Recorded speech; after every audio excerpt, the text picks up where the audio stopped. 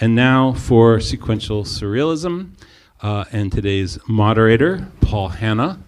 Paul is a librarian, a father of 3, longtime staff member. I think that's it. Thank you, Paul, and thank you, panelists. Oh, thanks, everyone. Welcome, Sequentially Surreal. I'm Paul. Thanks, Dan. Before I introduce you to the wonderful folks on this panel, I just wanted to sketch out a little picture for you all to create a little context for the topic of the surreal. This isn't like a historical overview, but I just kind of wanted to put some signposts that were along, the path of history. So, like, this is, what is surrealism? This is sort of the dictionary definition. I know this is hack. Bear with me. Surrealism is defined as a movement in art and literature seeking to express the subconscious of a number of different techniques, including the irrational juxtaposition of realistic images, the creation of mysterious symbols, and automatism, which we won't get into. Art or literature produced by or reminiscent of this movement. So, like, that's okay. And you can see, like, the history of it being used first in 1917. But with this in mind, I just wanted to get into a piece that predates the years you saw on the previous slide and talk about Winsor McCay's Little Nemo in Slumberland. You might have heard of this one. It's if you haven't, it's about a little boy who travels to a fantasy land when he sleeps at night. And the strips typically end up with him awake on the floor as sheets all in a jumble. And this is, one of the more better known strips that you see here. It's evoking that reality bending quality we saw in the definition by exaggerating the bed without necessarily like anthropomorphizing it. But like, it's like kind of grotesquely large now. And, the long panels sort of serve to highlight that fact. And it was a very influential comic strip, as you can see here, where the legendary Maurice Sendak borrowed heavily from it for his style in making of the Night Kitchen, which is another dreamlike tale of a boy sleeping and traveling to a fantasy land. Long story short, he ends up wearing this suit of bread, and it dissolves by the end of the book. So there's like elements of like recognizable reality, like a suit or an airplane, except for that they're all bread. And, of course, you have, like, kitchen items, like, stand-in for buildings. So there's a lot of playful symbolism stuff. And here's another one from 1975, Mobius's Arzac. It's a French comic about, like, this warrior who flies on this pterodactyl type of creature and observes a lot of dreamlike scenarios unfolding around him. It's, like, it definitely shows us that this isn't, like, exclusively an American comics thing. This is European and worldwide. So you have these hard contrasts here between the colors.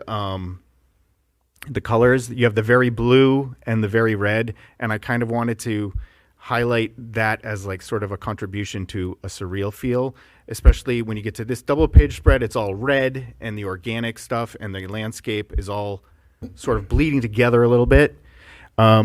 Instead of making the figures and things distinct, the color kind of unifies them in this surreal way. Roar and Rick's Rarebit Fiends from the 90s. I just threw that in because I like it. I like Rick Veitch making comics of his own actual dreams. I don't know what to say about it, except that this was a little unusual for the 90s. The idea itself is like a throwback to Little Nemo, which we saw earlier, and the title is a reference to another dream-themed Winsor McCay comic strip. Calvin and Hobbes, of course, like to delve into the more surreal aspects of Calvin's imagination.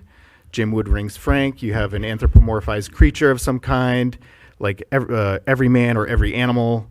We don't really know what. So there's this contrast again between this standard, looking Frank figure and then this surreal, detailed sort of hellscape around him. And finally, just wanted to throw Promethea in there because I like this spread with the 2 figures walking around the Mobius strip. kind of forever, I guess. But the panel borders here kind of show you that it's trying to cling to like some aspect of linear storytelling. We don't really know what, but I just wanted to show you these examples to illustrate again, signposts and bring us to our lovely esteemed panelists, Paul Kirchner, Maria Hoey, Hans Rickheit, and Jules Kang Sharpe. You can clap if you want. Thank you.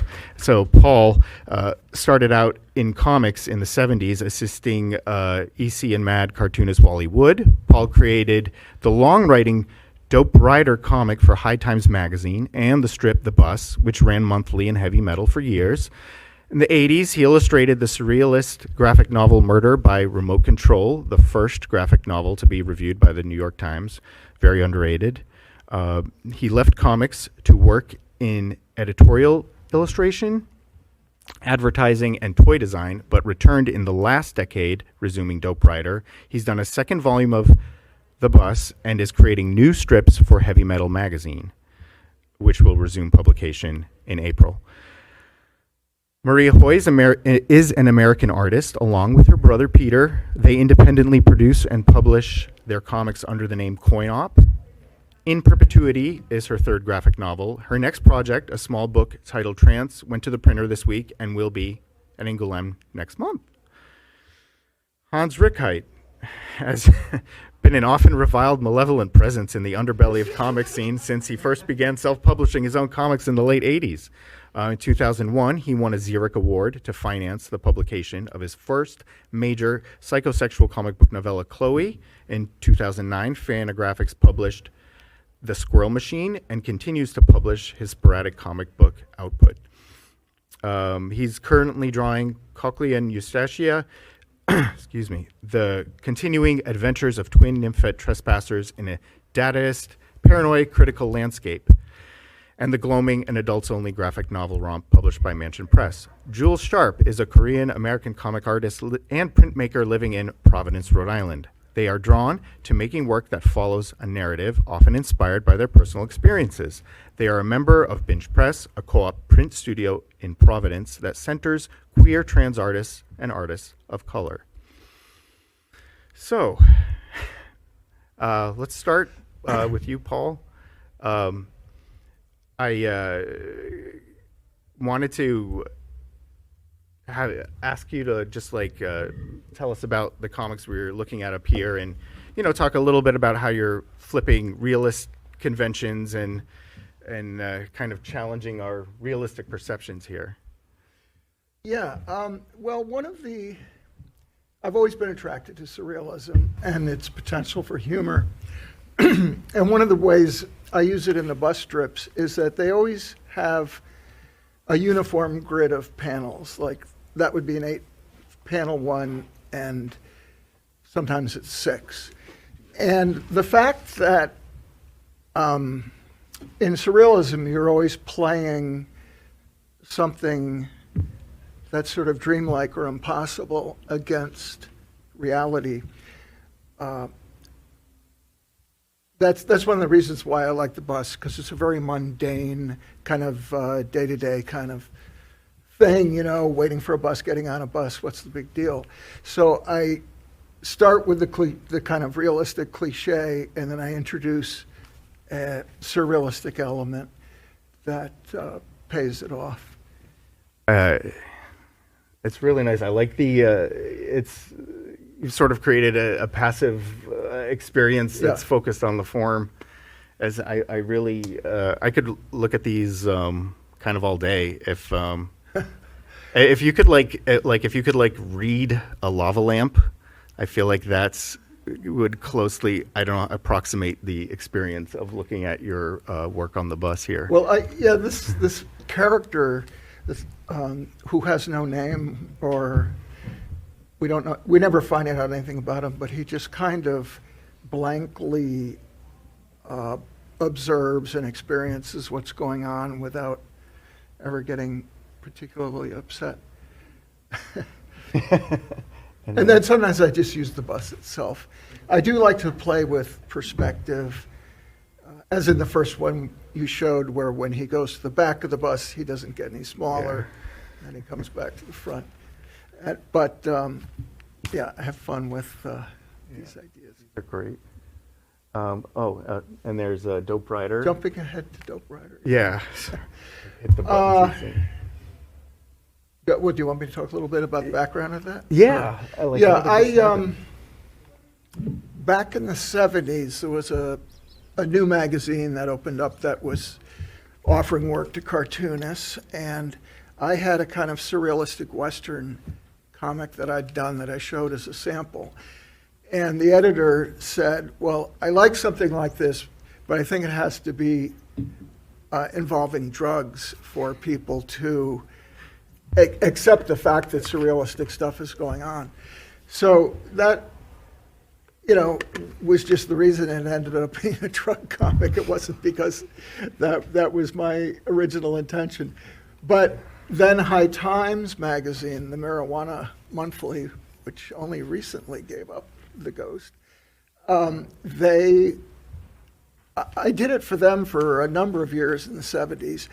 And then about 10 years ago, they asked me to come back and do a page a month. So I was doing a page a month.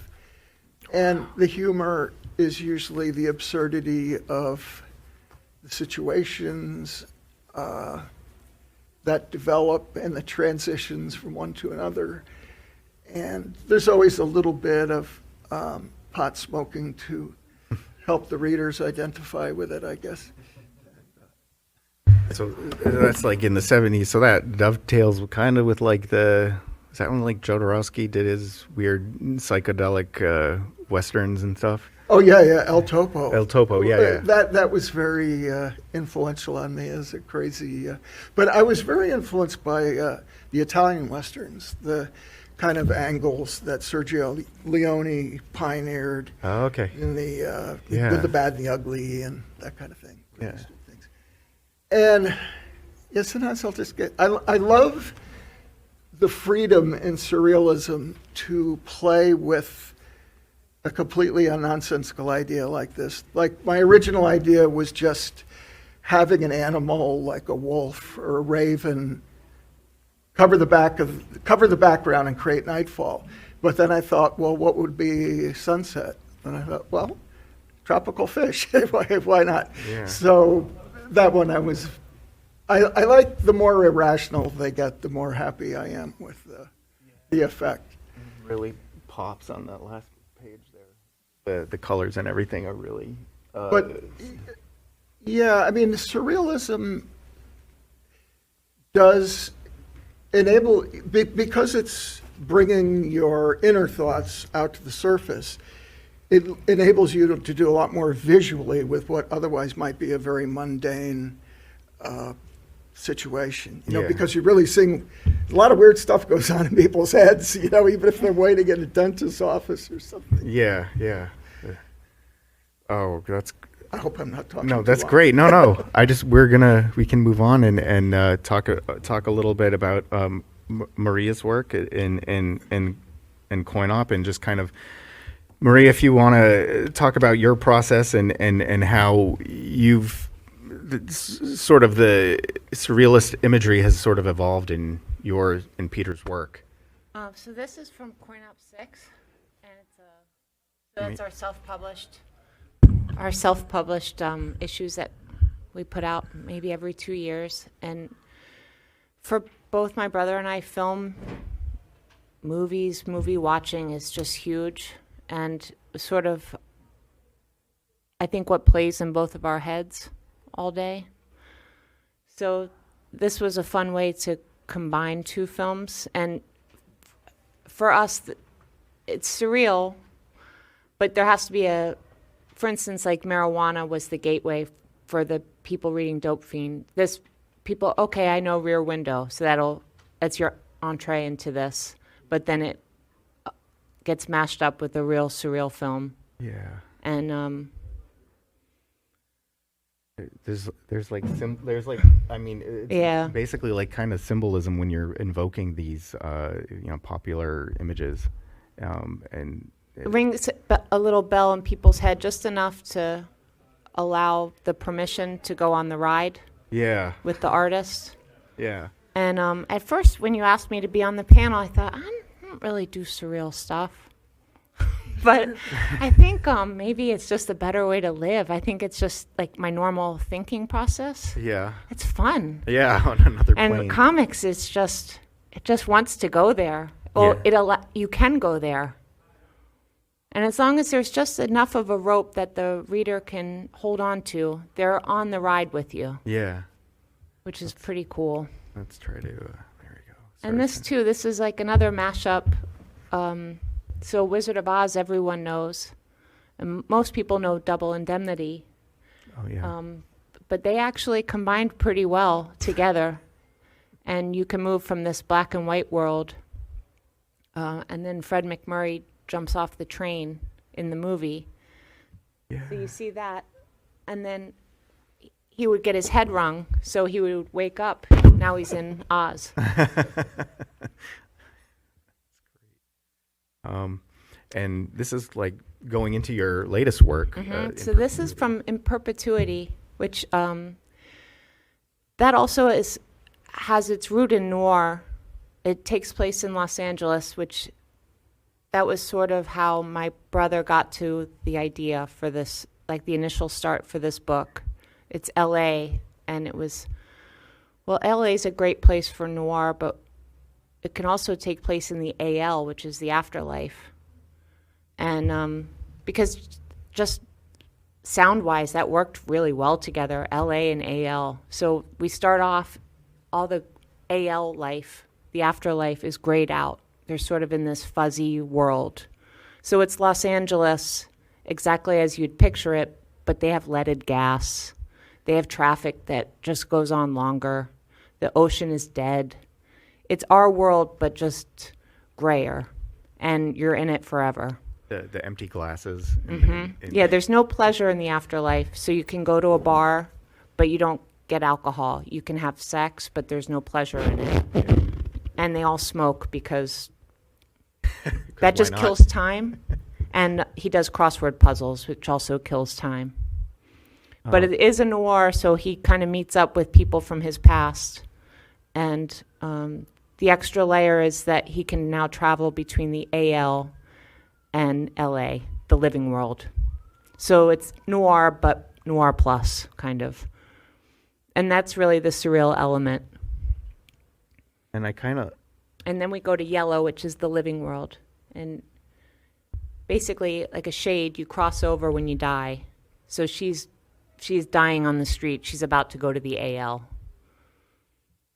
I like what you did with the panel shapes. You played with them just enough, like. The living world's very straight. Yeah, but then The if you go AL back is to the all angled. afterworld, it's all angled. But then when you're crossing over, it's just like a mishmash. Yeah, so he crosses over. Seance is a way to cross between the two worlds. So it's a surreal kind of landscape when laid against the reality you've created with LA, like the version of LA you've created. So they kind of have to coexist in the story. And then we get to meet sort of the heavies. Since it is a noir story, there's the crime element, and these are the guys running the AL. This is and Hades, he's at the Griffith Observatory. He's sort of the god of the underworld. So he's running the whole show. And then I think for all artists, our minds just kind of go to surreal places. So it's what a pleasure to be able to put it on paper. Yeah. And take readers on that journey. Yeah. It's like, I think that there's a lot of you've sort of blended a lot of different techniques. Like it's just subtle enough that it's kind of like the version of the afterlife you've created is always like a heightened reality, but like a lot of the mimicry of the living is kind of like it's like another kind of symbolism that you've invoked. You know, we were talking about the movie imagery, but something as like more general as like doing a crossword puzzle or like drinking or like badly singing or something like that, or doing because it has to keep pulling the reader back to, okay, that makes sense. Yeah, this makes sense how I got here, because then they're gonna go for the ride with you. there's a reality at the core of it that you kind of latch onto, and then it gets like weird. Goes weird. Yeah. Mm-hmm. Okay. Let's go. Do you want to talk about this last one? This one, so there's also love interest, just like all noirs. And Jim, our main guy, he's fallen for this girl who really had no choice in the matter, but she got stung by a bee and died. So when you're sort of crossing over, you have that grayed out, you're a shade. So you're in that in-between, and she's involved now in this smuggling scheme, whether or not she wants to or not. Great. I really appreciate that. That's anyway, nice work. Thank you. Thanks. Hans, I've always wanted to like kind of ask you about your images, but I've always been a little nervous because where to start. Likewise. Well, I think unlike Maria and Paul, I really don't have a clue what I'm doing. I'm not sure if I'm equipped to try to explain the drawings because I kind of figured that was the job of the reader to explain it to me. Yeah. Do you see these like images sort of in your own kind of dreams, or do you see them as a? It's an amalgamation of everything, all sorts of weird sources. I think the comics that I draw are more just like a byproduct of my existence than anything else. I don't consciously sit down and say I'm going to draw a surrealist comic. You know? Yeah. I wanted to draw comics, and I wanted to draw stuff that interests me, and I know that for me personally, normal storytelling mechanics just bore the hell out of me. I'm just not interested in that kind of thing. I'm more interested in when I have no clue what's going to happen next. Yeah. And that's just the way I do it. So do you like kind of subvert your own expectations when you're doing that? Like, how does that? Like, in so doing, like you surprise your readers as well. I hope so. I don't know. I know I do have people coming up to me and telling me that I just draw weird stuff for the sake of being weird, and my response was, "Yeah, so." Do you like know when you're breaking kind of from reality? Do you see it in those terms, or like a reality as a foundation, or is it just a kind of a big jumble like Little Nemo's blankets on the floor? I think maybe the latter. I mean, if I were a normal, emotionally well-adjusted, rational person, I could answer those questions. I just kind of spend a lot of my time at my drawing board, and then things emerge, and then I leave it for the normal thinking people to tell me what it's about. Oh, okay.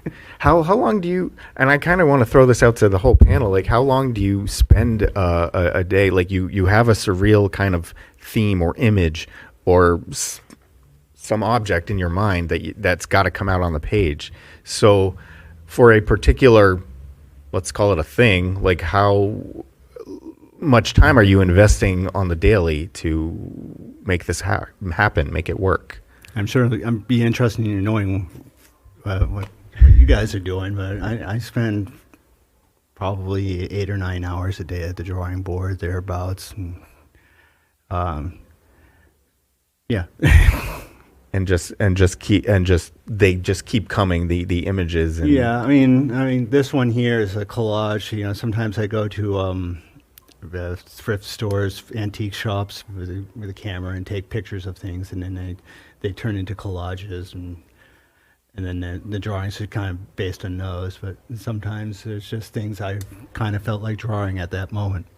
Yeah, like the machinery aspect of it is like it It almost makes sense. Like when you have the pipes and the everything connected together, it looks like it can work in a way, like it's meant to do something. But do you have there's a lot of improvisation when you're doing that? Definitely a lot of improvisation. I think that's just kind of what all machinery looks like to me. It says, I don't know how it works. Yeah. I open up the hood to my car and it's just as meaningful as this. That's great. And just some more. I mean, I think it's almost defeats the purpose to try to explain this stuff. 'Cause it's really there for other people to figure it out, and I think other people's interpretations or their misinterpretations are far more interesting than anything I could say here. So is there a particular reading, like somebody's come up to you and asked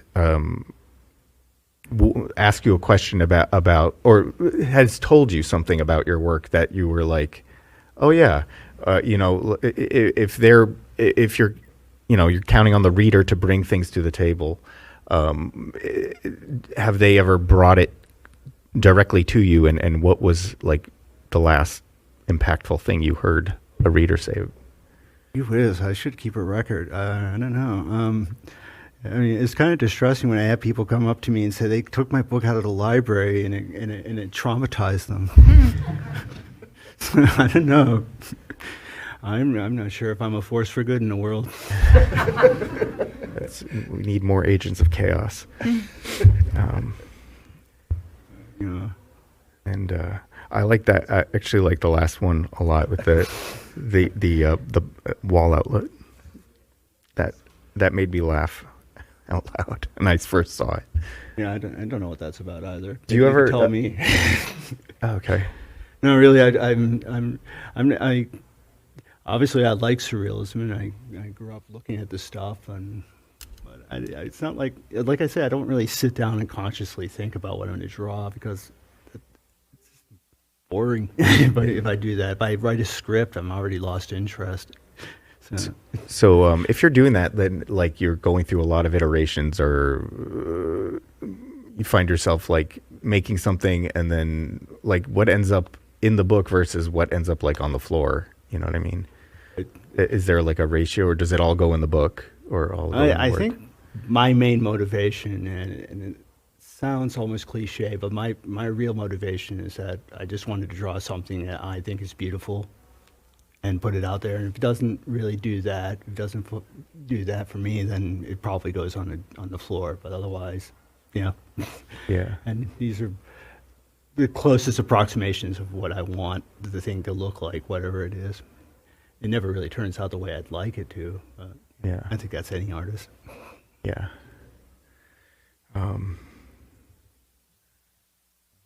And yeah, I kind of like that one. Yeah, I forgot. Like there was a couple more of these. That one's from a video that I worked on. And pretend animation. Maybe it'll get done one of these days. Great. And there we go. And those are photographs of some toys I saw in an antique store. I think that's supposed to be Howdy Doody heads. Yeah. Oh yeah. How did I miss that?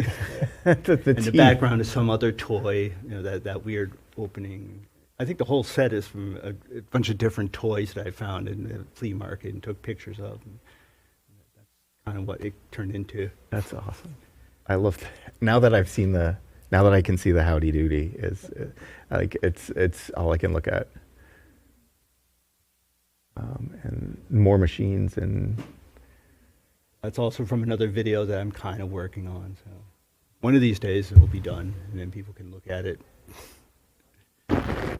Okay, Jules, I was wondering if you could talk a little bit about what kind of your experience with surrealism or surrealist feelings, or how do you navigate that, or surrealism, or do you even think in those terms, or take us through it? Wait, can you repeat the question? Yeah, like take us through your Take us through my your thought line process. of I'm sorry. My thought process? Yeah, your thought process when you're making something, like say like Peach Beast, where you have a human and interacting with a creature, and Yeah. I feel like, well, Peach Beast is like this, it's my first like erotic comic that I've sort of made, like with the intention for it to be erotic. And I took a lot of inspiration from like Japanese folklore and Korean folklore, which often has like a lot of like beasts and creatures just running around.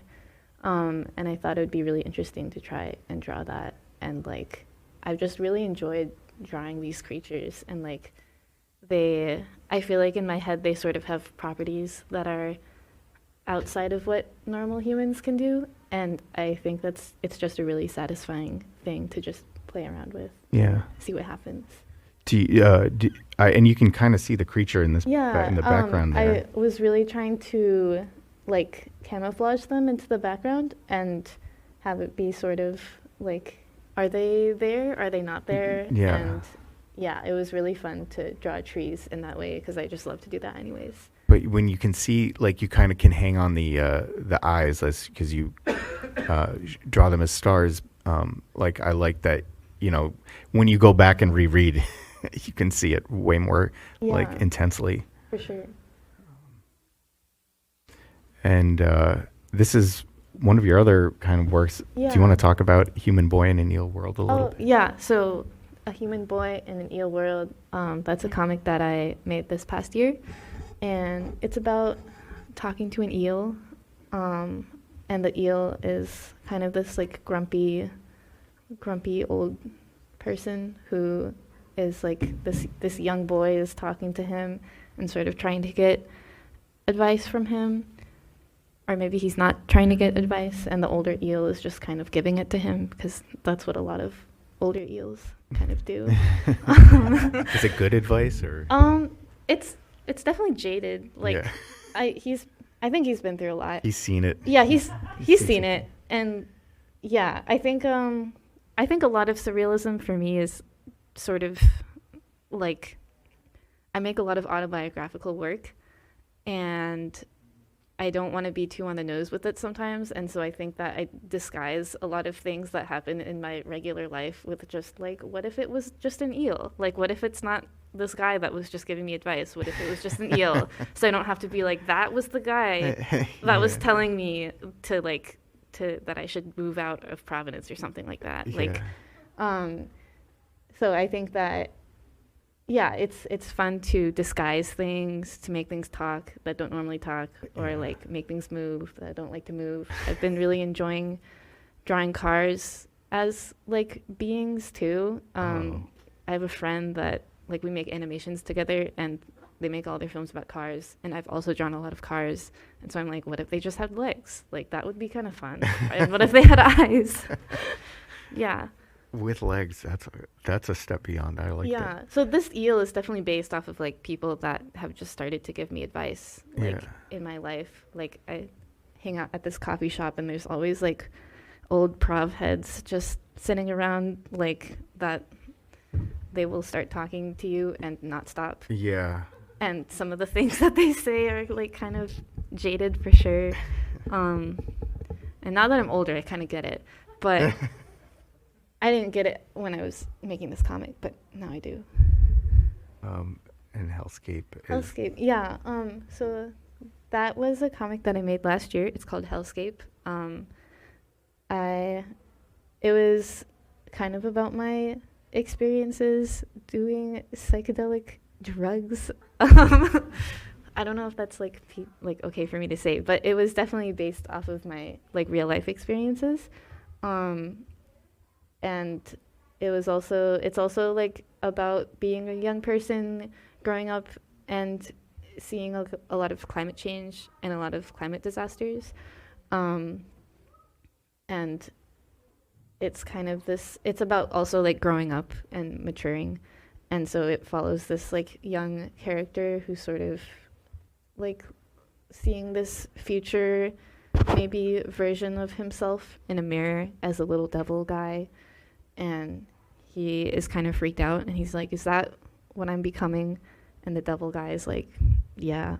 And I think it's kind of just about hanging out with your friends and having a fun time and like enjoying being a little crusty devil.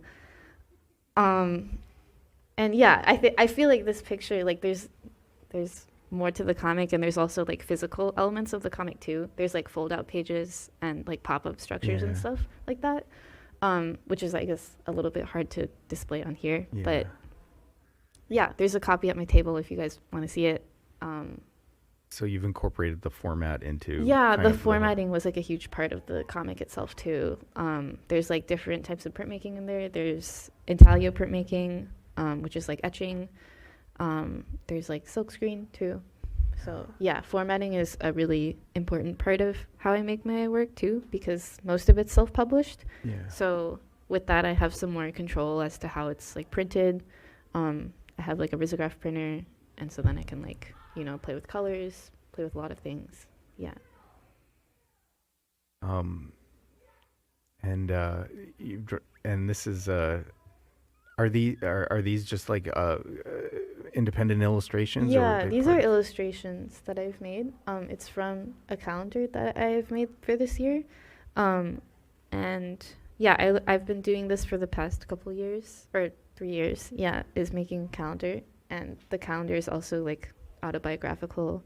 So every month is sort of based off of something that has maybe happened in my life, or that I think would be cool if it happened in my life. like specific to the month? Yeah. So this one is based in April. Yeah. And that was whenever we had the solar eclipse on the East Coast. Oh, yeah. And it's about my friends and I hanging out and looking at the sun with our glasses on, and this little squirrel aggressively trying to steal our food. And getting away with it? Yeah. I like the eclipse because it does, if you look at it for like a moment, it does look like a hole in the sky with flames emanating, which is just the way you've made the crescent. So it kind of works both ways as this like surreal image. Thanks. Yeah, I think I like to draw a lot of weather events in my work, because I think weather is just really crazy if you think about it. Like, it's really interesting to me. So yeah, the eclipse was very fun to draw. Speaking of weather events, yeah, and yeah, this one is Providence floods, so it's a print that I made, and it's again exploring like the beast creatures that I have in my comics. So they're all like riding motorcycles and swimming around in the flooded Providence area. This one is also about climate change, I guess, or just like what's happening in our city. So like I live in a area that was built on a marsh, and it's very low, like it's at sea level basically. So it floods a lot, and the floods have gotten more intense lately. And yeah, it's kind of just like me remembering what happened, and then also like being like, what if I was a beast and I could swim around in the floodwater, because that would be really fun, but I don't want to do that myself, but I think that these beasts would like to do that. So yeah, and there's like portals. There's like a portal on the lower left corner that's like probably going somewhere else. I don't know, maybe to Cranston or something. There's some people on rafts, and then there's also some of my friends in here too. They're poking around, and this is based on Olneyville Square, which is a location in Providence, Rhode Island, where there's like 7 intersecting lanes of traffic, and it's one of the worst intersections ever. And it's also one of the places that floods. So it's like an extremely chaotic place. There's also a school bus parking lot right next to it. So like there's probably like 30 or 40 school buses that like to drive through there at like 2:30 p.m. Full. It's a really crazy place. Like honestly, I feel like a lot of my surrealist imagery is just really depicting what my experience in Providence is like. Yeah. And that's what it feels like to me. Yeah. It's a nice place to visit, though. Yeah. You should visit when it's like not flooding, or unless you like want to visit when it is like that. It's not exactly like that. I did want to ask, I don't know, some panel questions, but like mainly pose a question. You can all answer it, and I don't know, jump in, or we can have some free-flowing conversation for a few minutes. Like what is it about? Kind of, I don't want to say like why comics, but like kind of why comics? Like what is it? What do comics bring to the way you want to express something in these fantastic surreal ways? Like what is it about comics that sort of dovetails with that so well for you? Paul, do you want to? Well, yeah, I think part of it. To eat the it's- mic. Oh, closer to the mic. Comics is like our own low-budget movie that we make so that you can depict a surrealistic event over a passage of time through change. So that's what I do with the bus, is that I start in the normal world and transition to the surreal world. So I think, that's an advantage in comics, and you can drift in and out of the reality. And of course, an element of comics is the idea of showing what people are thinking, the interior monologue. But you could also depict that illustratively with interior images, interior, demons or whatever might be going through someone's mind. Yeah, it's a pretty direct line from the brain, or as direct as you can get. And time is like, I guess, kind of subjective in comics. You can linger on a page for as long or as short a time as you want. What do you think, Jules? Wait, can you also why comics? Yeah, Why make work in like a sequential way? Yeah. Yeah, I think that's an interesting question, because I think I went to school for illustration, so I feel like I was sort of trained as an illustrator, and then I sort of fell into comics more in the past few years. And it's a very fun medium because you can control the passage of time. You can choose things to dive deeper into, you can investigate things. Yeah, I think it's just a very interesting way of investigating things that you couldn't normally do with just a single image or a single illustration. And I think the act of drawing something a lot of times is also very meditative, and you can say a lot just with the repetition. Yeah. It's making a narrative as opposed to a static, something that's. Yeah, and also something that I'm interested in is illustrations that can also just be narrative based, or vice versa. Yeah. Playing with those things. Like with Providence Floods, you kind of are telling a story with that because there's just so much information packed into it. Yeah, I've been interested in that, and then also doing the reverse to a comic that can be an illustration that can be a comic. Playing with page layout a lot too. That's it's just a lot of fun to do it. Yeah. How about you, Maria? Not to copy Paul, but I always think of it as a paper movie.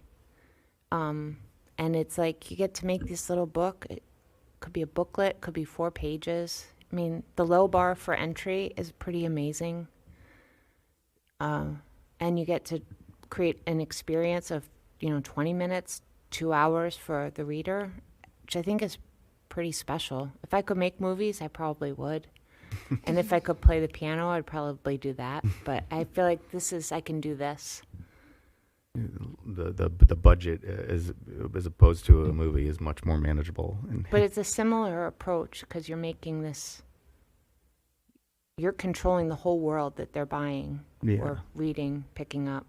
But in movies you have storyboards, and there are some similarities with comics, but this is the solo creator too. Which is pretty. And there's cool. a lot more flexibility just with what you can do with a comic panel and versus a storyboard board. You're creating this whole experience for the person. That's pretty cool, and then you get addicted to making them. And any little community, you want to be involved in it, and you want to create more, and then you start showing at shows, and you want to have more stuff, and then you have piles of books. Your own It's books. pretty cool. What do you think, Hans? I'm going to just be reiterating a lot of what they said. In terms of picture making, I'm still just learning how to draw. So it's just a single standalone image never seems to work for me. So it's just easier to do a sequence of images. And it is pleasurable to, you kind of make a little place where my brain prefers to be, and then I can just drag it on for as many pages as I want. Yeah. This is like meditative for you too. Yeah, I guess so. Yeah. Kind of. Yeah, one of the things that Hans said earlier that rang a bell with me is that you start drawing without knowing what you're going to end up drawing, and I find that I have the same experience. Is that I want to? It's kind of like almost my agreement with the reader that Dope Rider is going to involve surrealistic elements, but sometimes they don't even occur to me until I'm actually drawing the frame, where I suddenly think, hey, here's a crazy thing I could do with this. What if, or like I'll be struggling with trying to work out the perspective of a background, and I'll say, well, wait a minute, why does it have to be the inside of a saloon? It could just be like a underwater, Yeah. So that there's that weird freedom of just being able to mess with it, take it in any direction that you want to, Yeah, randomness is definitely a strength of that. So you kind of like it hits you periodically, like, oh yeah, I can do whatever I want. Yes.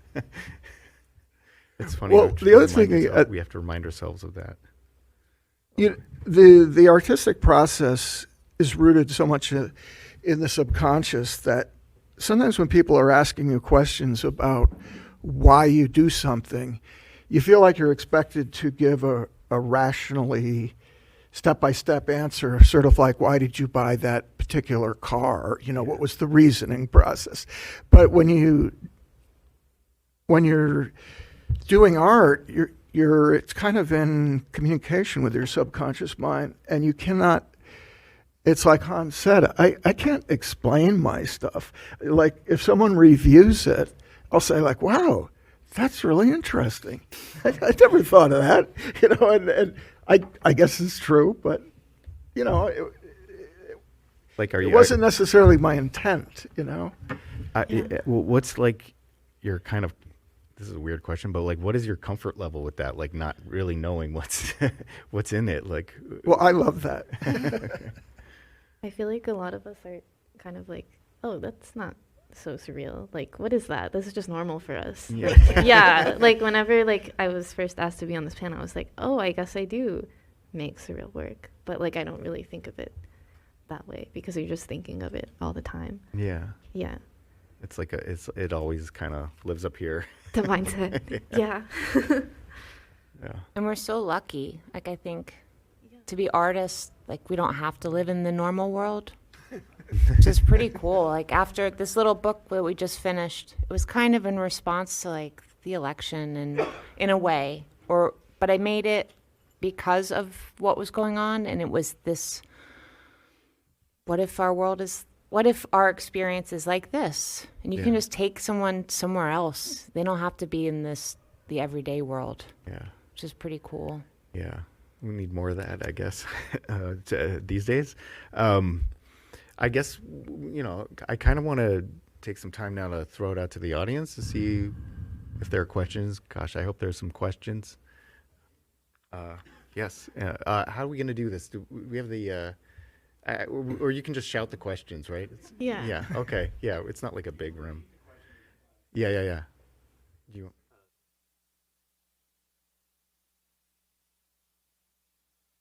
I think it's organic. We've worked together for a long time, and so we're brother and sister. And I think you just share, not like you share a brain, but you kind of do. We have shorthand all day long, and it's like this little flowing ocean. I know that sounds cheesy, but it's just constantly collaborating and shorthand and ideas popping up and just bouncing.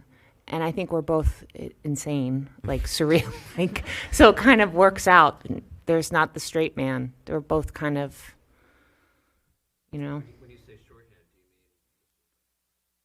do you mean? Like how to approach something.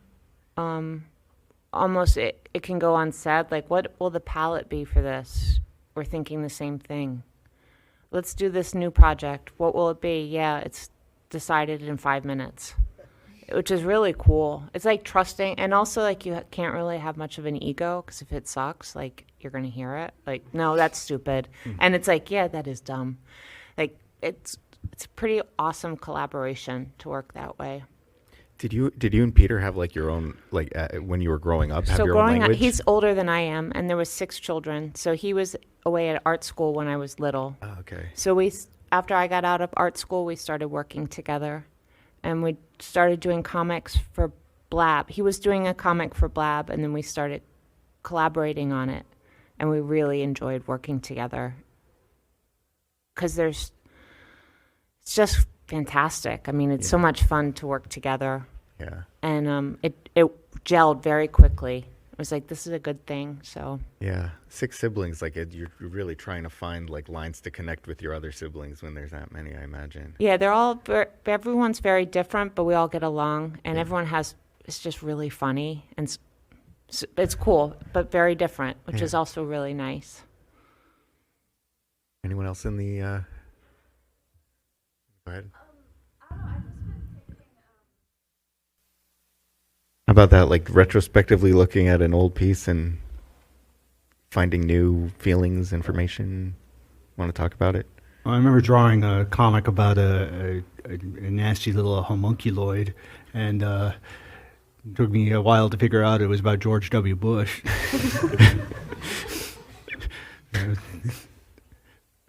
I feel like I'm always like going through my like sketchbooks or old drawings and then like rediscovering things that I have said or like that I think are interesting, or like, yeah, I love to like go back through a notebook and then like keep a tab on the things that I find interesting. Like I'm always like reflecting on things just like personally anyways. Sometimes when I'm looking at some of the cartoons that I've done, like for the bus, I can't figure out where the idea came from. Like some of them I can sort of say, oh, I understand how I got that idea, but some of things just flash into your brain sometimes, and you might look at it and think that's kind of inexplicable. That I literally have no idea that there does. I mean, I do believe in these, the collective consciousness and that kind of thing that feeds into your head. Yeah, it's a shared experience. And some of those bus comics work like parables, though. I think one of my favorites was like the cars are all driving off the cliff, and the bus comes to the cliff and stops, and then the cars behind us start honking. Hey, come on! Yeah, there's some metaphorical stuff going on. I didn't have any trouble thinking of why, realizing why I thought of that one. Maybe one more. Sure. Try to do 2. Sure.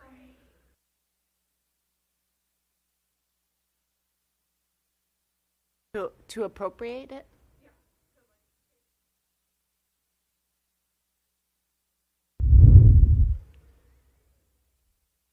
Honestly, that's a pretty good question, and I'm not sure how to answer it. I don't know that. I mean, it's an irresistible image, and it's also one that it's that little portal to allow the reader in. They're gonna know that. They're gonna know Rear Window. They're gonna know those two, so they're gonna be on that with you to understand why you're combining them. So.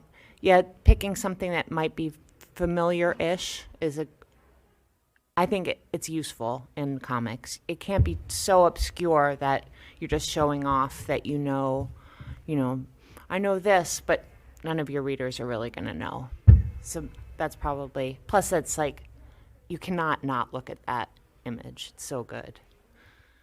Yeah, I also steal a lot of famous surrealistic images in my Dope Rider comic because just as a joke, there's a Magritte painting of a train coming out of a fireplace. So if Dope Rider's waiting at a Western, train depot, there'll be a train coming out of a fireplace, just for fun, just, I'm not trying to fool anybody as far as where the idea comes from. One last question. That you're asking me that? Okay, I didn't hear the beginning. No, it's okay. No, I heard it. Well, usually I have a very flat situation in the first frame of just a man standing at a bus stop, or it might be at a different point, like he's on the bus and he's putting money into the coin machine. All of my bus references are like 40 years old at this point. But no, I really think about it, like what needs to change in each panel, because I usually have to gradually kind of set up what the joke is going to be. Like another person comes up and stands next to him, and for a while it's going to be, okay, that makes sense, but then something happens that doesn't make sense. And then I'll try to add a little gag after, like the second payoff if I can. Well, we gotta wrap up, unfortunately. I just wanted to thank our panelists, Paul, Maria, Hans, Jules. Thank you so much for being part of it. Thank you. It's a delight to have you. And yeah, I hope you enjoy the rest of the show today. Thank you. You have your instructions. Now draw your own weird stuff. Oh, hey, Ruben.